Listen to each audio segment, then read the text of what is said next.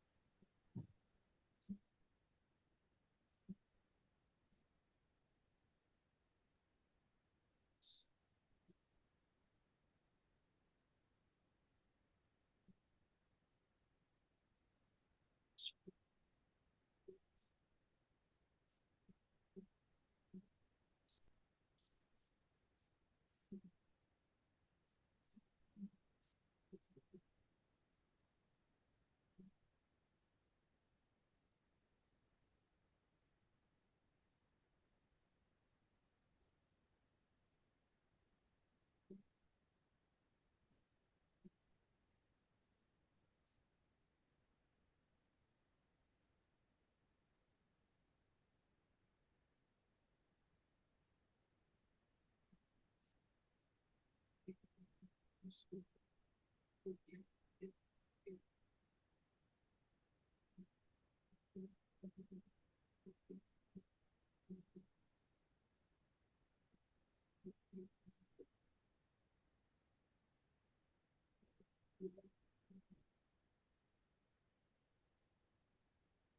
Somnath sir बिल्कुल scientist की तरह दिख रहे हैं आज।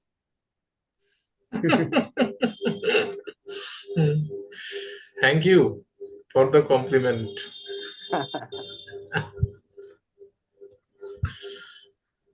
सर कितने पार्टिसिपेंट्स हो गए? 19 तो स्टार्ट कर देते हैं। 20 हो गए हैं।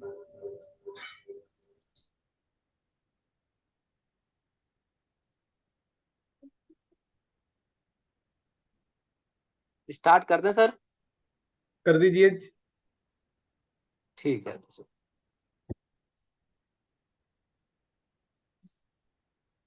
So good evening everyone. Good evening, sir. So we are starting this online session on summative assessment. We started our journey on 12th May 2023 on this auspicious occasion of Forensic Medicine Day. This is actually the foundation day for our Indian Academy of Forensic Medicine. On this occasion, we started this National Forensic Medicine and Toxicology Group. And there was a lot of challenges initially, which we have overcome with support and help from each one of you. We are committed to provide the academic activities and academic session in this forum. And Initially, there were some issues and challenges, and we have to remove about 150 members from the group. And if you look at as of today, the group is full. All 1024 members are there, and we have record of most of them. There are about 200 requests in the queue, and we are hopeful that as and when we get this opportunity to increase the number in this group, we'll do the same. This group is open, and those who have joined this group, it is voluntarily. Those who feel that it is not suitable for them, it is again voluntarily. We started our journey with some few sessions from our eminent speakers like Dr. B.D. Gupta sir, Dr. Dasari Harish sir, and now we are having very important session today with help of Dr. Somnath Das sir. Sir is professor and head in Department of Forensic Medicine Toxicology at Vankura Medical College, West Bengal. You may be knowing him for his work, and he is committed and dedicated in many ways to forensic medicine as well as toxicology. Dr. Somnath has started first ever poison information center at government level for the state of West Bengal as well as in the entire Eastern India. So there was a poison information center at the private level which was running in this Amrita Institute of Medical Sciences under the guidance of B.B. Pillai sir. But at the government level in West Bengal, sir has started the first ever poison information center. He has recognized for his work and awarded in 2022 for the best poison information center. In 2019 also, sir has received the Vasisht Chikitsa Samman, which is highest award for the state for doctors. In that sense, it volume speak itself, that kind of work and dedication which he has conferred to the specialty. He is having many international publications. You may be aware of it, and he is a good researcher. We all know him. But he's one of the publication in BMJ titled New Autopsy Technique in COVID-19 Positive Dead Bodies, opening the thoracic cavity with an outlook to reduce aerosol spread, is published in BMJ, which is itself speak about his contribution at Indian level, and we all can feel proud about him. He has also written books and chapters in some postgraduate medicine and FMT books. So with this, just a brief introduction, I will hand over the session to Dr. Somnath Das. The topic which he has chosen is very, very relevant, especially in today's context, because most of places, especially in the privates, the number of faculties are very, very less. So either there are 2 to 3 faculties running the department, and when you have a batch of 150, 200 or 250 students, it is very difficult to conduct formative or summative assessment. So the topic which he has chosen, that is summative assessment in forensic medicine and toxicology within limited resources possible effectively. So he is going to highlight about our challenges and how we can encash these challenges and convert these into the opportunity with regards to especially summative assessment. So with this small introduction, I hand over the session to Dr. Somnath Das. Sir, over to you. Yeah. Good evening, everybody. It is really a pleasure to give a talk in front of this gathering, and special thank to Dr. Sanjay. The thing is that actually I am highly obliged that since this is an auspicious day where everybody is actually thinking of that how one can flourish this specific discipline. I have tried to figure out some of the important aspects in relation to this summative assessment, etc., that I myself has actually tried in a peripheral medical college where right now I am working.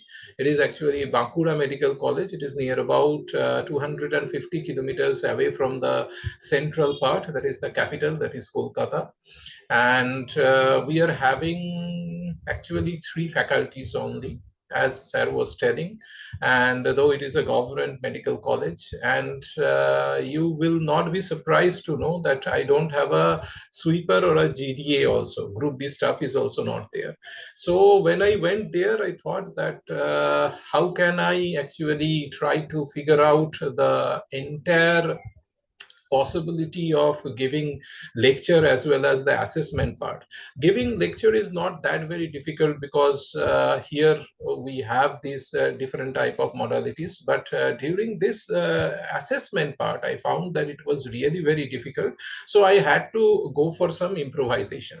I am extremely thankful to the organizers that they have asked me to deliver lecture on that specific aspect where I have actually worked, and I prefer to give lecture on those aspects only where I myself has actually worked. Otherwise it becomes very difficult for me to give lecture to some topic which is not actually my cup of tea. There will be some of the areas where I might be knowing a few things, but since I have not worked in that, I don't feel it is very lucrative or lucid to give delivery lecture on this aspect. So with this, let us start the proceedings, and let us see how it goes. Okay. So with the Guru Puja, I always start my lectures in any type of platform, whether it is online or offline. With this Guru Puja, let us start the topic in detail. As per the CBME curriculum, whenever we will start any kind of topic, we'll have to find out the objectives of the sessions. So at the end of the session, the participant will get an idea about the minimum requirement for dealing with the summative examination in FMT, as well as how to conduct the summative examination with limited resources. So these are the 2 objectives, and I can just assure you that I will just limit my talk within 20 to 30 minutes. So hopefully you won't be bored in that way. So this is the most important aspect which actually came up in 2019, and competency-based medical education, it was the name. And when it came up, it was projected that it is really a ray of hope to the people who are actually right now going to perform this MBBS course, as well as those people who are actually teaching them. Now, this competency-based medical education, as we can see here, I will not go into the details of everything. I will just highlight 1 or 2 points because it seems to be very important that whenever we learn something, it is better that at least at the initial stage, we will go some theoretical part. So the basic thing of this competency-based medical education is that the change that has been made in this by the NMC is because the earlier teaching that we were actually doing were mostly the knowledge based. As you can see that at the bottom level, we are actually having this knowledge section, which is written here. And the NMC thought that it is enough, that this knowledge will not be enough for the doctors who will be passing out. And I also feel so, because we have this simple mobile phone in our hand, and this is actually a source of huge knowledge. Naturally, we do not really require this knowledge too much to be remembered in our memory. So they have thought in a different way, and they have thought that we'll have to propagate the affective skills and the psychomotor skills to the people who will be going for the future doctors. So this knowledge, affective skill, and the psychomotor has been extrapolated in this way. The students will have their knowledge, and the other skills, which is actually the psychomotor domain, will be actually designated by the skills, as well as the affective skills will be designated by their attitude. And not only the attitude, but also another thing that they came up with is the communication part, and hence the name ATCOM came up. So the attitude and communication, as well as the skill, these are the three important things that they thought that it will be incorporated into these specific learning objectives, where a student, when he or she becomes an MBBS doctor, will be full-fledged doctor, which they thought was actually lacking. Now, in order to do so, we have come across the components of the competency, the KSAC. We have learned so much about it in all those CBME curriculums, etc., etc., and we are not going into the details of it. So with this background, let us see what are the major objectives of this ATCOM module. To me, that there are only two major objectives. The first major objective is the skill development, and the second is the communication. So these are the two things that are very important to me. I think that yes, the NMC has done an excellent job to incorporate these two skills more predominantly than the others. Now, this is actually a model. Okay, this model is very important, and I think those people who have gone through this BCBR training, the CBME training, the CISP training, everywhere this model is being shown. It shows that initially the student is a novice, where he or she starts to learning. Then after learning sometimes he becomes an advanced beginner. Then after learning more, he becomes competent to do so, and more learning, and then he becomes a expert. At the end, we will see that this person will actually become an expert, where he or she can teach to other people. But for us, that means we people, when we are actually giving lectures or taking assessments, the most important part that we'll have to keep in mind that we will restrict our level of learning or teaching up to this competent level. That means when these fellows, that means these MBBS doctors, can actually do a specific type of competency, and that's enough for them for the MBBS curriculum. So this is actually the outlook, how it goes. Now let us directly come into our discussion of today. This is the assessment part. When we call about the assessment, we know that there are two types of assessments. One is the formative and the summative. If we just give an anecdote, this is an important anecdote. The formative assessment is when the entire process of cooking is going on. That means when the food is not prepared, during that time when we take any kind of assessment, that is the formative assessment.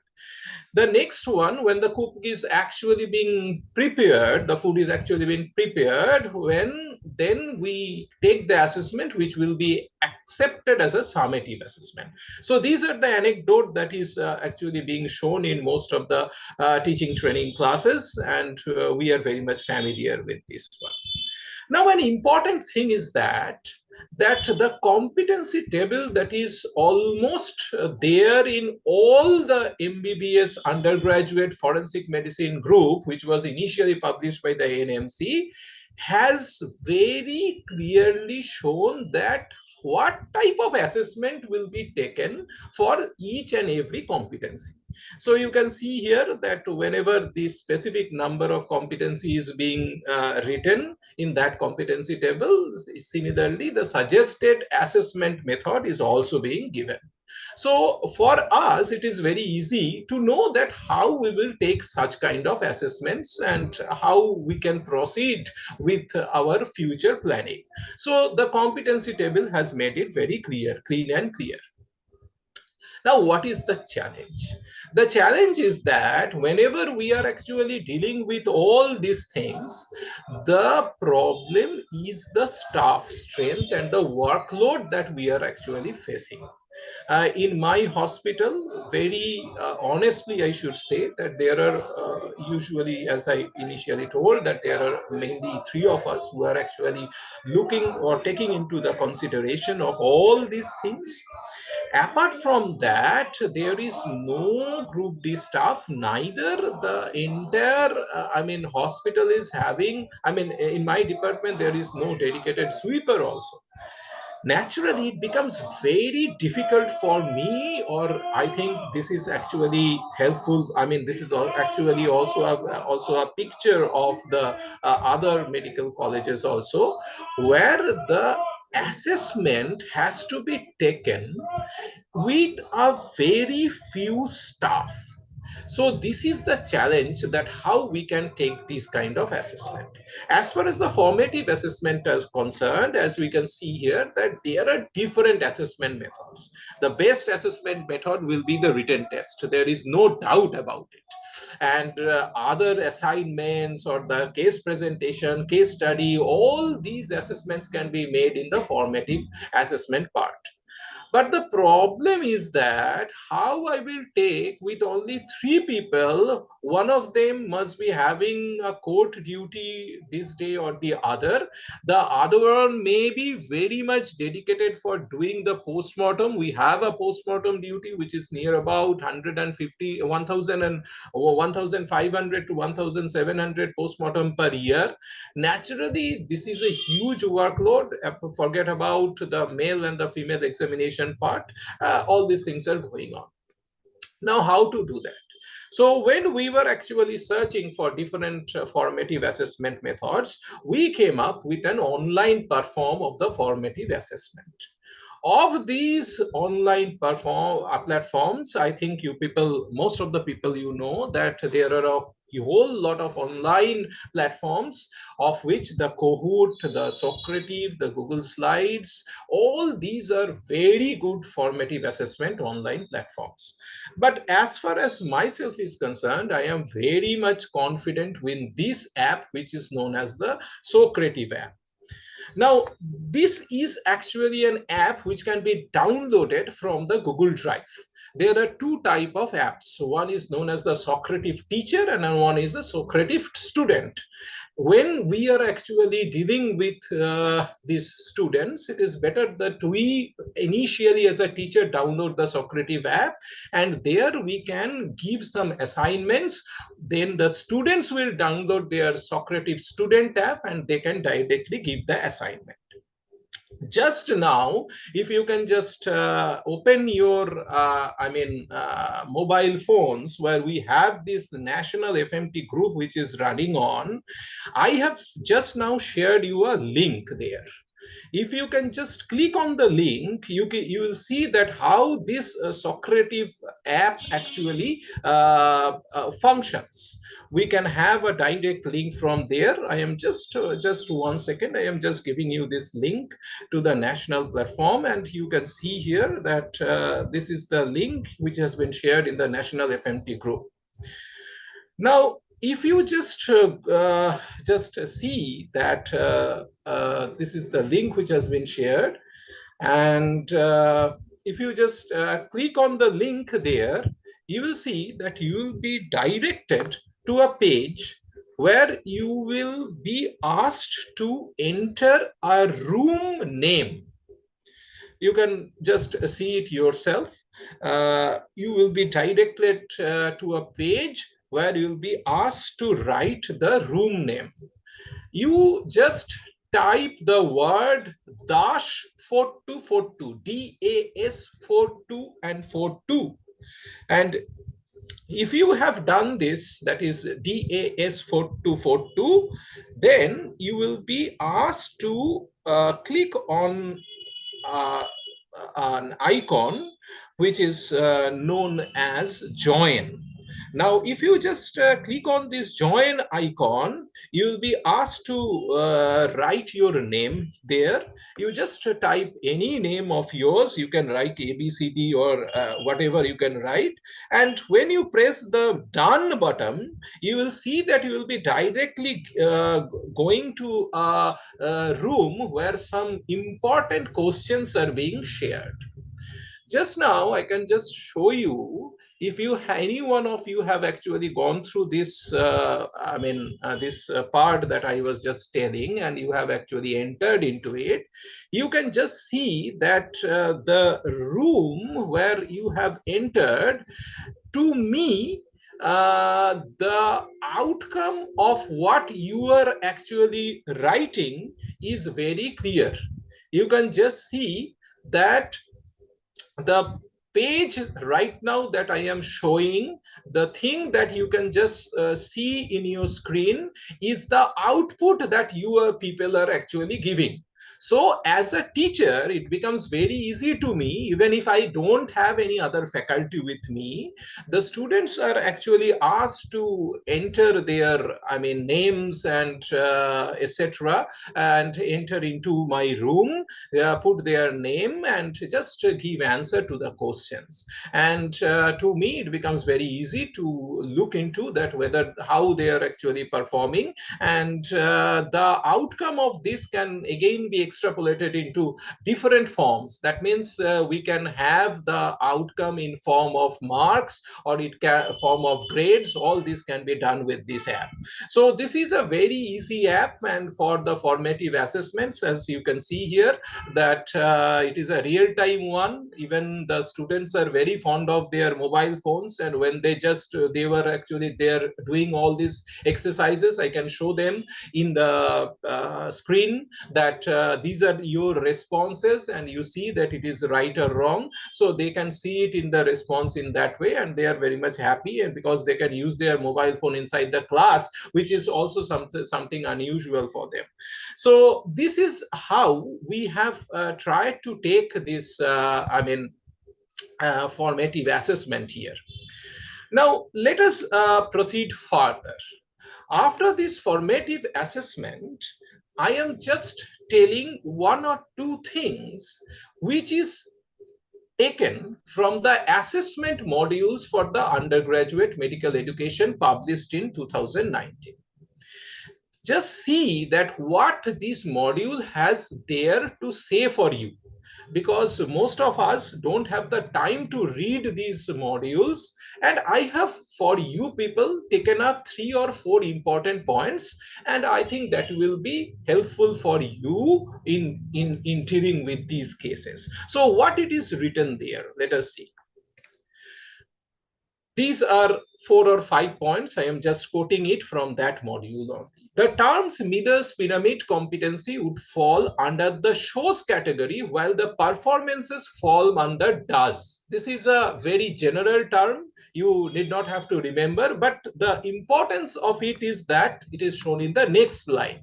For the undergraduate student, most of the assessment would be up to the shows level. So as we were actually doing with all these things, it was only the shows level that is there. The pre and paraclinical departments would make practical exercises application oriented. So these practical exercises should be application oriented. And for us, it is very clearly written that the psychomotor and the affective domain has to be assessed, and it should be mostly the Osce or the Osce based. And the last one is very important, that is avoid making this assessment mainly targeted to the knowledge domain. So this is very important, because we usually try to figure out the knowledge of the students by asking them questions which are mostly they give answer from the cognitive domain. So these are the 2 types of the summative assessment. One is an internal assessment, and another one is the university professional examination. The internal assessments, when we are actually building up the entire syllabus, at the initial stage, there are few chapters which has been taught. Naturally, the internal assessment taking does not become very much hectic, because we don't have to cover much more subjects while taking the practical examinations. But when the final internal assessment assessment comes, it becomes very difficult because this is the pre-university examination and everything has to be covered. So how we will deal with all these things?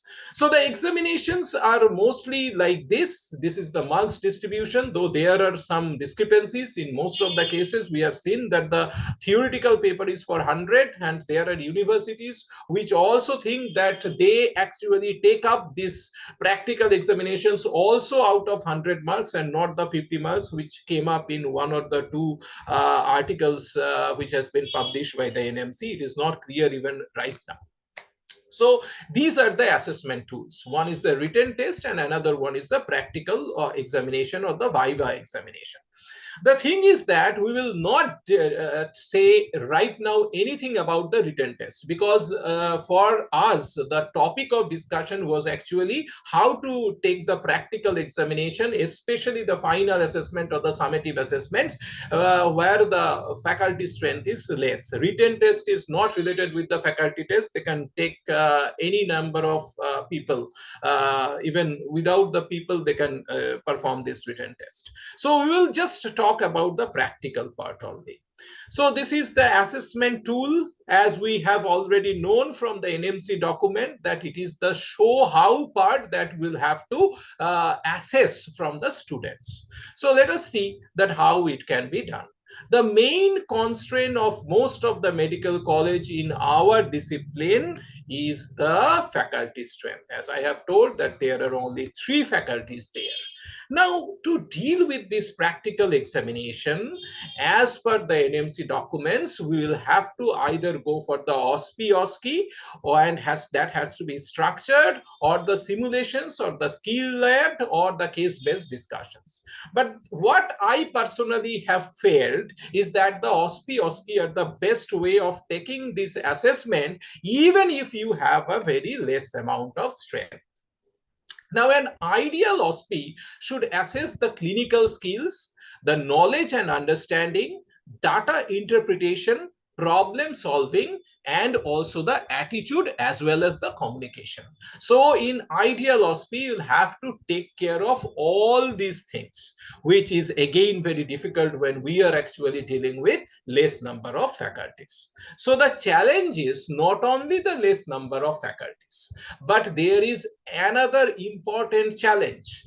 Please don't take it personally. I have seen n number of books that has been written on forensic medicine. They are exclusively on the OSPE and OSCE for forensic medicine. But let us see that how this OSPE and OSCE has been formulated. Whether they has been formulated as per the ideal way of formulating OSPE OSCE as per the NMC norm. I am just showing a picture of a checklist which has been prepared by some important bookmakers, and if you can see here very clearly that it is a checklist for an examination of bones. Maybe XYZ bone has been given. Let us see what are the checklists and how it is talking about. The first is the opine on the age of the person. It is an excellent OSPE because the person, the learner has to look for the different features of the bone supplied, and then he or she has to mark or say what is the age. Let us see what are the other questions here. What is cephalic index? 2 distinguishing features of sex of a person from the skull bone. How will you opine on the cause of death? Name any 2 tests to opine time since death. Please remember, from the point 2 to 5, it is not related to that specific specimen at all. Naturally, the main idea of writing or doing an OSPE, as per the NMC, as per the ideal module of writing OSPE, is that it should not be knowledge-based only. And if you can see it, that all the 4 other questions, apart from the first one, are all knowledge based, and even if you don't give that fellow that specific sample, they can give answer to these questions only from their memory. So this is not the way an OSPE should be made. So the challenge is different. So let us try to find out how can we go with the practical examination. The important part of taking an practical examination starts with spotting. Spotters, which are most commonly given in most of the medical colleges. What we have actually started, we have started doing the e-spotting. It means that a picture will be shown in the, in a projector, in the projection screen, and the students will just sit in front of them and they will try to give answer to the question that has been projected there. Let us see how we have actually done this one.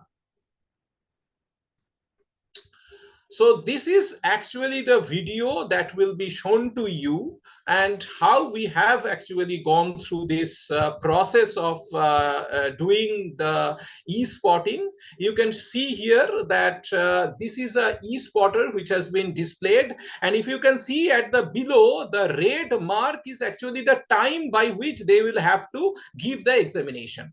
Just the red mark, when it goes up to this much, the 1 minute time is actually given, and by that time they will have to actually give answer to the question.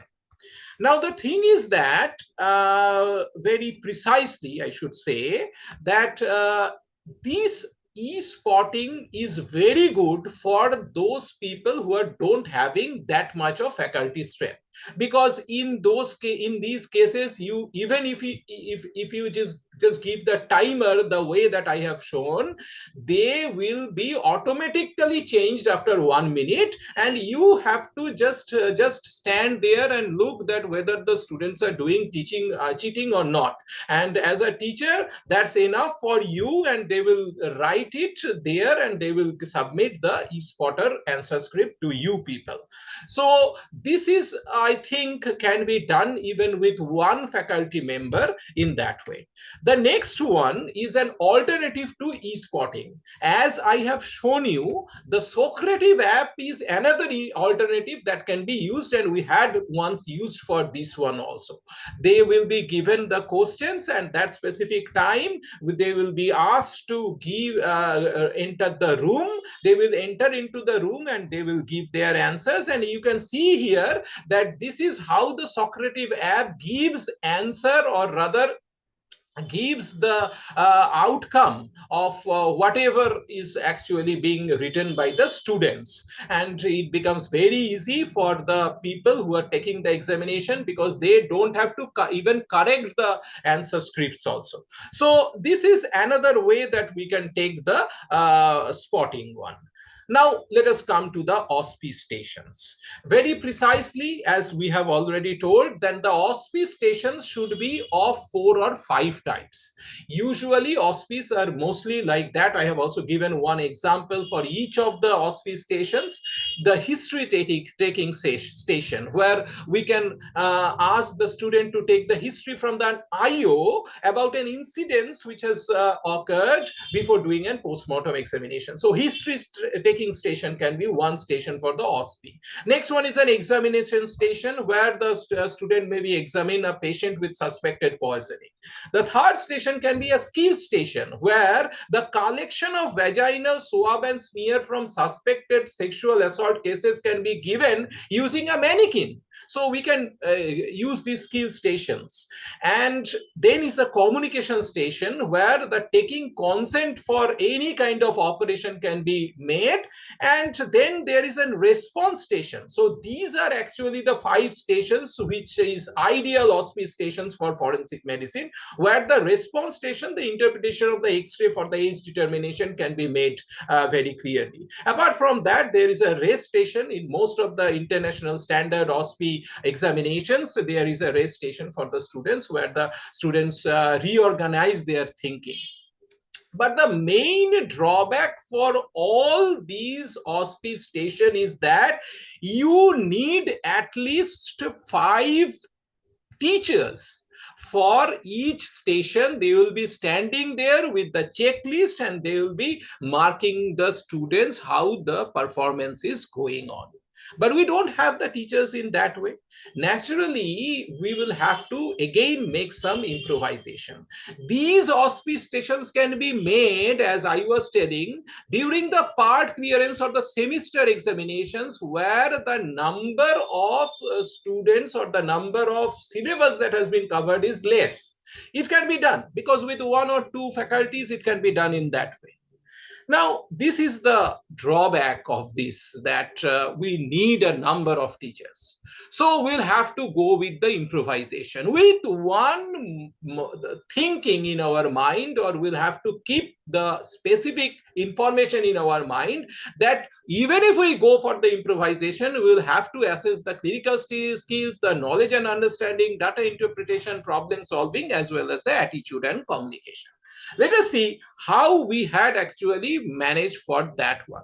So this is a real-time video again from my institute, then how we have actually started doing this specific method of taking this examination. Please wait for a few seconds. I think the video will come up.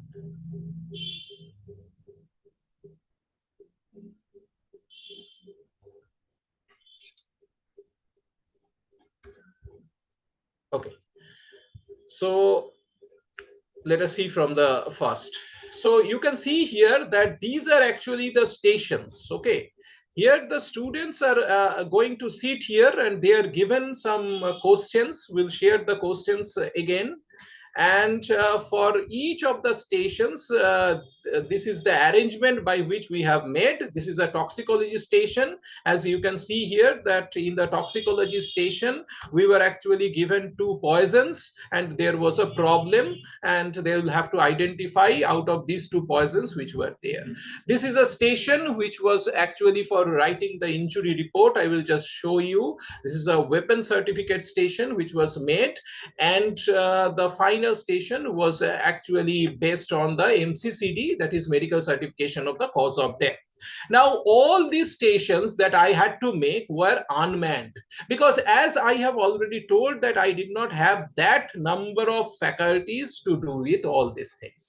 And the next picture that I will be showing to you is actually how the examination was going on. So this was the way the examination were going on, and the students were actually doing or giving the examinations. They were, after 5 minutes, they were just changing the places and they were actually going from one station to the other. So this is how we had actually planned the unmanned stations for us, where the faculty strength is almost nil. Now, the way that we have planned, we also kept in our mind that all the ideal things that has to be assessed in an OSPE has to be included in this kind of assessment. The MCCD which was given in most of the institutions, they give the MCCD in this format only. There is a problem, and we supply the actual form number 4 where the students has to write it down. We don't ask the students to write the entire form from their memory, because they will never using this kind of memory things in their practical way. They all will be given their forms. The injury report writing, we give a real-time picture of the injury with a scale, and then on the other side you can see here that is the original injury report that they will have to fill up and write it there. The X-ray and the bone, we have tried to make a mix and match kind of thing, where we have actually given the bones and to determine the age, and after that they can read the X-ray, and then after the X-ray has been read out, they will have to say that the age that has been obtained from the examination of the bone, whether they really match with the age that has been come up from the X-ray or not. So this is the way, this is just like a quiz type of thing that they will have to figure it out. In toxicology, we give a full-fledged clinical scenario, and they will have to choose from the samples that has been given. I have just given the picture here, but we give real samples then. those cases. Even we give the post-mortem report also. In the post-mortem report, we try to figure out whether the students are able to find that what kind of injury that has been written in the post-mortem report, and then relate with the weapon that can cause that kind of injuries. With all these things, they will have to write the weapon certificate at the end. Now, after we had taken the initial assessment, that was the final pre-university examination in this format, we take the students' feedback, that how do you feel that after giving such kind of examination, which was a bit different from which was actually being taken earlier. Now, they give a positive response, but they also told one thing. Few of them find that all the stations were a bit static one. That means it was not that of a dynamic station that we usually want, or the students actually want, because they are actually bubbling with life. Naturally, they don't want this kind of static stations usually. Now, what we did was an improvisation for the final examination that was going on. We just see here that what was the improvisation that was taken. So this is the improvisation that we took. Here, what we did was that we actually take one patient, real patient, though this was a simulative patient. This is actually a fellow from my mortuary staff. He was actually a technician from there. He was being asked to act like a patient whose some XYZ operation will be going on, and the students were actually taking an informed consent from this fellow.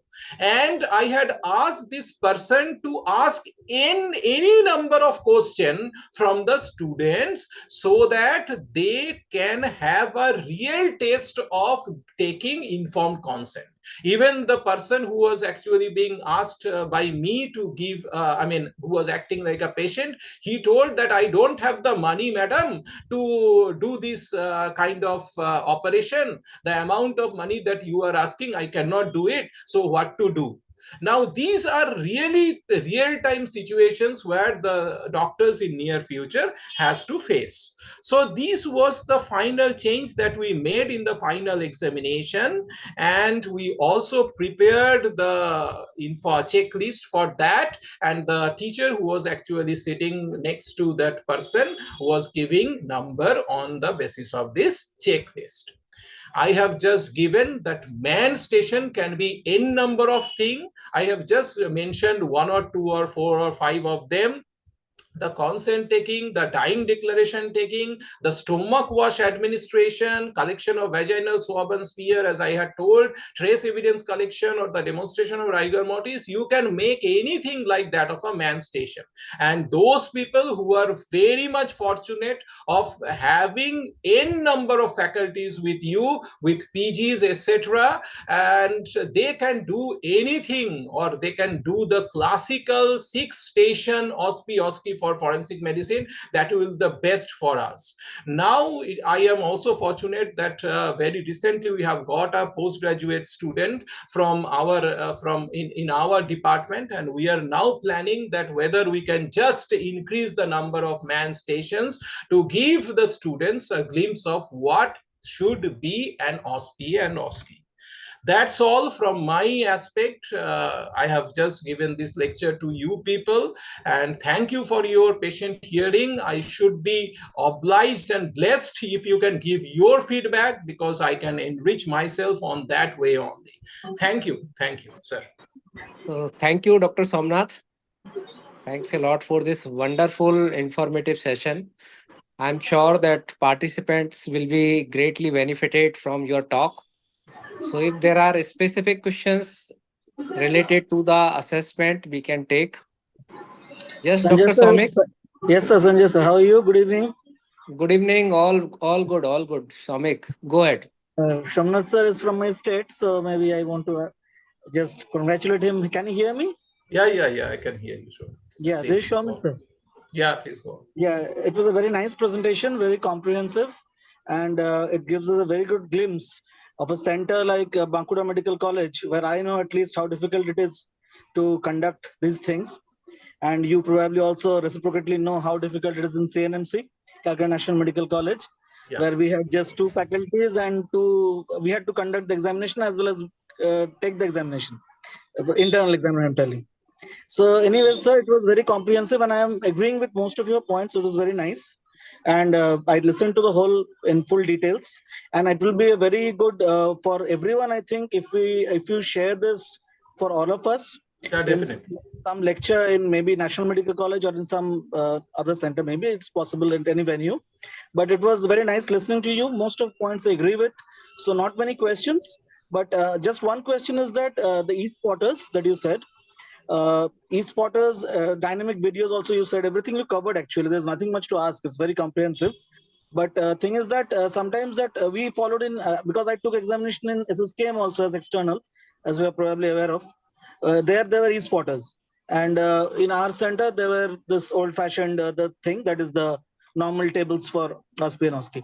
But I think e-spotters is a very good method when this is not a question but just an opinion that it's a very good method in centers like us where we don't have to do these things every day.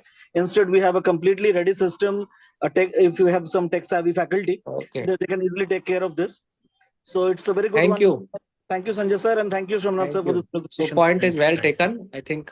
So most of things which he has covered in practical point of view, that within limited resources Yes, and absolutely. limited faculty, the examinations can be conducted, keeping in mind the all 3 domains, which is head, hand, and heart. Okay, heart is for affective domains. So some communication part, which he has tried to cover with the consent taking activity, which is one of his auspice station. Second thing is skill part, where he tried to create some MCCD and other postmortem activities. And then knowledge is everywhere. So all 3 domains can be tested, and Socrate, which is a very good tool, and that can be used even in the formative assessment very frequently.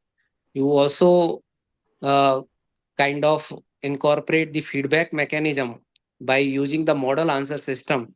That will definitely be helpful in building the learning of the students, because formative is assessment for learning and summative is of learning. So with this, I would like to request Dr. Pramod Goyal sir to conclude this session. Sir, over to you. Yes, thank you very much. I congratulate Dr. Somnath sir for very nice presentation and very good ideas on how we can conduct the summative assessment even with the less number of faculties.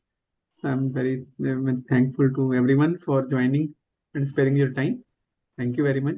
So we are ending the session. It will be available on the YouTube if anyone wants to watch it again. Thank you. Thank you, sir. Thank you all. Thank you all. Thank you.